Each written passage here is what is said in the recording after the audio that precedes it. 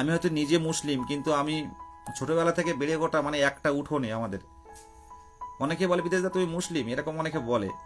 আমি সব ডাইরেক্ট বলছি, এটা মুসলিম হিন্দুর ব্যাপার নয়।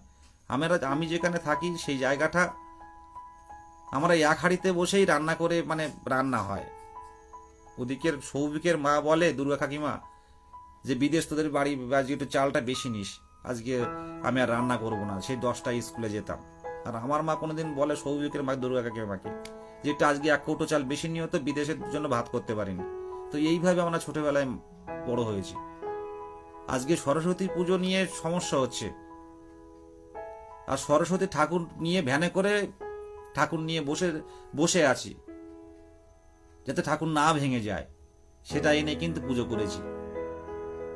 এখনো স্কুলে পুজো হলে রাত জাগতে হয়, এগুলো করি। মানে একটা, মানে আমরা আলাদা করে কোনো হিন্দু মুসলিম বা এইসব জাতীয় করতে কোনোদিন ভেবে আসিনি। মানে আমার, বিশেষ করে আমার ব্যক্তিগতভাবে আর মনে হয়, অনেকের বাড়ি যাদের কাঠামোর ঠাকুর হয়, অনেকের বাড়ি হোম করে।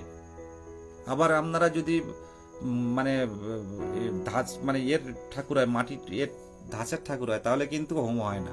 ওটা কাঠের কাঠামো না হলে হোম হয় না। তো বসে বসে হোম করছে দেখছি।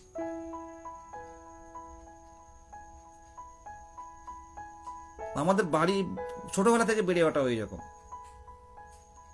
মা নামাজ পড়ে, আবার প্রসাদ এনেও খাচ্ছে, পাশে বাড়ি পুজো হচ্ছে, একই উঠোনে পুজো হচ্ছে, স্লিপ করে ফদ্দ করে দিচ্ছে, সেই ফদ্দতা অনুযায়ী সব, মানে আমি তো বলতে পারি সরস্বতী পুজোর আমি ফদ্দ হাফ বলে দিতে পারি, এই জিনিসগুলো লাগে। এইভাবে ছোটবেলায় বেড়ে ওঠা আমার কাছে, আমি কোনোদিন আলাদা করে ভাবতে পারি না।